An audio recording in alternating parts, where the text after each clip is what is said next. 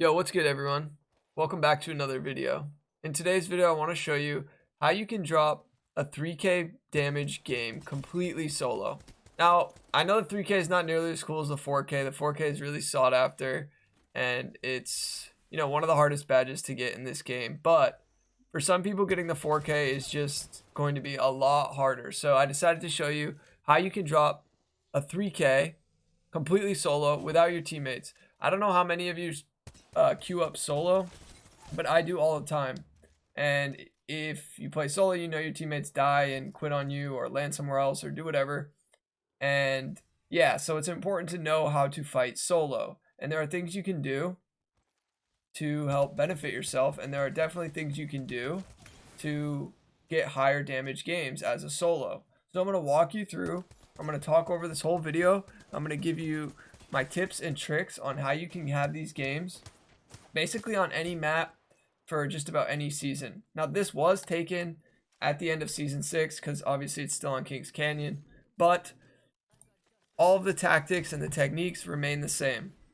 And so the first tip is that if you're solo, your goal should be to land somewhere, probably not contested, but close enough where you can third party early game fights. And that's what I did. So I landed in Hydro Dam, and there was a lot of teams in Repulsor and by Crypto's map room. So I looted Hydro, and then you just saw me get into some fights there. Now here, instead of running completely away, I wanted to hold this angle on the roof because I figured these guys would chase me. So I cracked the Wraith here, and then I look to see if her teammates are going to come through the portal, and I don't see that. So then I start to move up because I know the Wraith is basically overextended on her own. So that gives me a 1v1, and that's the ideal situation you're looking for when you're playing as, a solo. So I crack her armor again, and then I swing out, miss a bunch of wingman shots, but then I'm able to knock her with the scout. So then I thirst her quickly, and I try to grab some loot real quick, but then I get shot at by her teammates. So then I just say, screw it, I'm gonna dip, and I'll come back. I didn't really need to do that, but I just wasn't super confident on knowing where both of the enemies were. Obviously, I was getting shot in my back, but I just didn't know where the other one was, so I didn't want to die. Because I had to get this content for you guys, of course.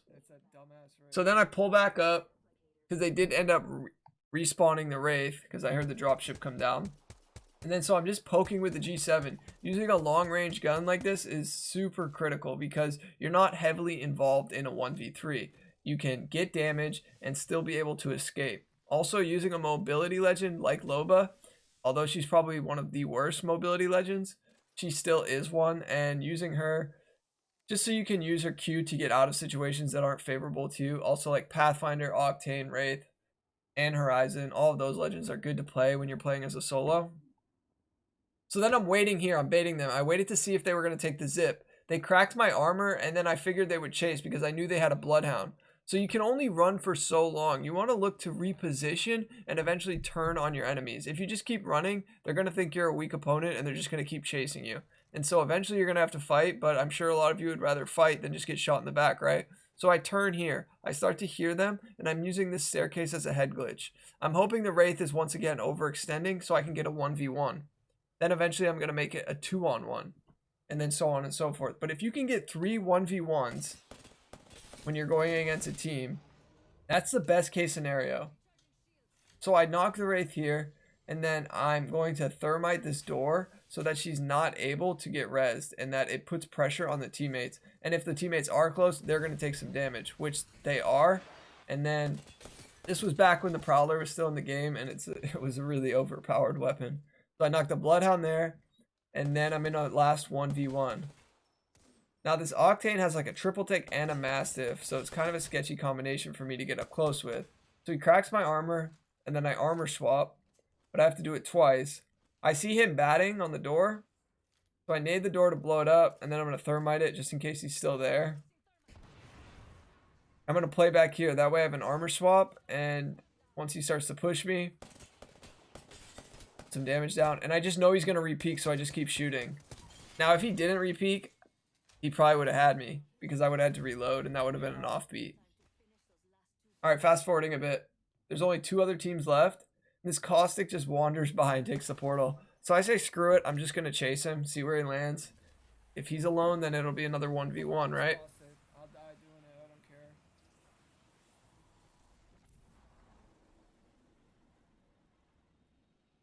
So I go to land on him. And I'm definitely surprised when I land because a loba's right there trying to teleport. And so it's a little bizarre. So I knock the caustic and then I look at the loba and she just seemed really lost. And I almost kill her. But she does get away around this corner. So you always want to thirst your enemies for that extra 100 damage, which is what I'm going to do to this caustic. I know I read some comments in my previous videos that people say like, you know, thirsting doesn't count. It absolutely does. To the body, the 100 damage to the body of the knocked enemy counts towards your damage at the end of the game.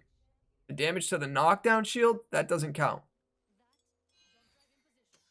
Now, I know the lobe is in the corner over there, but I'm worried about the third team. So once again, I'm doing some damage, and I'm not full sending because I want to stack the damage. I want to farm the damage on her. To be honest, she didn't seem like a great player. So if I'm able to get extra damage, then that's going to help me get these badges, right? So then I put myself in a more favorable position, which is on this roof. And I start to hear that they're engaging, you know, the loba and then the third team. So instead of being in between two teams, I decided to be behind both of them. And now I have high ground with, you know, with my scout. So it's definitely a better position. You always want to be looking at your positioning, because a lot of the times it's going to be really hard and sometimes just impossible to 1v3. If they're all just, you know, right on you, it's super hard. You need separation and isolation, and you need good positioning ultimately. You obviously need like decent weapons and resources too, but that kind of goes without saying. So I'm trying to put myself in the best position here. So they're still fighting and I'm still just kind of waiting it out, and then I'm able to kill this third enemy, and so it's just me and this last team. So now that it's just me and the last team, I decide to reposition and head to the zone where I'm going to be in a better position. So I start to look over here in this choke where I figure they'll be, but I realize that they've rotated by now. So my goal here isn't necessarily to win the game. It's to farm damage. So, you know, obviously I have the scout and I have the prowler. The prowler is for when they get up close to me, but the scout is for farming the damage from far away. So my goal here is to figure out where all three are, if they are three, or is it possibly a duo or maybe a solo.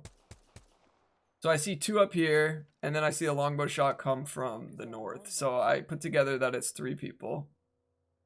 And so for now, I just literally, I'm going to play back here in this cover and try to put out as much damage as I can, really, with the scout. Now, if I wanted to win the game, I probably should rotate towards those houses, but then I get the zone right on me. So I figure, all right, I might as well wait this out and try to put out as much damage as I can. It's not that I'm not going to try to win the game. It's that I'm going to play a little bit differently than if I was just going to, if that was going to be my main focus, if that makes sense to you guys. I want to prolong this fight because I want to stack the damage. But in order to do this, you need to have a good position on your enemy, and you obviously need to have a weapon to do it. So I have the weapon, and I have a decent position. The problem is they're holding different angles on me, so I have to keep floating back and forth. And the best way to do it is if you have high ground and they're on low ground, which obviously isn't the case for me. So I just continue to look at them and try to put out damage, but I keep getting shot from different angles. And obviously I do have cover, but it makes it hard to see the enemies in this forest. So I put my loba ult down, and I'm going to have to throw out a shield swap, just so that if they do push me, it's handy to have. So now the ring's closing, and the two that were up top are rotating on my left here. And I'm trying to keep an eye out so that the third just doesn't walk up on me on my right. They start to nade spam me. If you guys don't know, having grenades late game is really important, and it'll actually give you a huge advantage. Most people don't save nades till the end, but having them at the end of the game is a really good move. So I get bang ulted, I'm getting naded, I'm getting shot. So I shield swap here just in case I do take damage. Then the loba pushes me. I knock her, I instantly shield swap. And then right here is ultimately where I go down because they both kind of start to swing.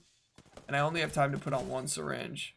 That's so So I'm not able to kill that Octane. I probably would have if I didn't take so much damage from fighting the Loba. And in hindsight's always 20/20. I probably could have just queued out somewhere with my teleport, but it's all good. We end up dropping almost 3,300 damage, completely solo. You'll see I only have 8 kills. If anybody's new here and isn't already subscribed, I hope you'll consider subscribing and slapping a like on this video. Thanks so much for watching. Peace.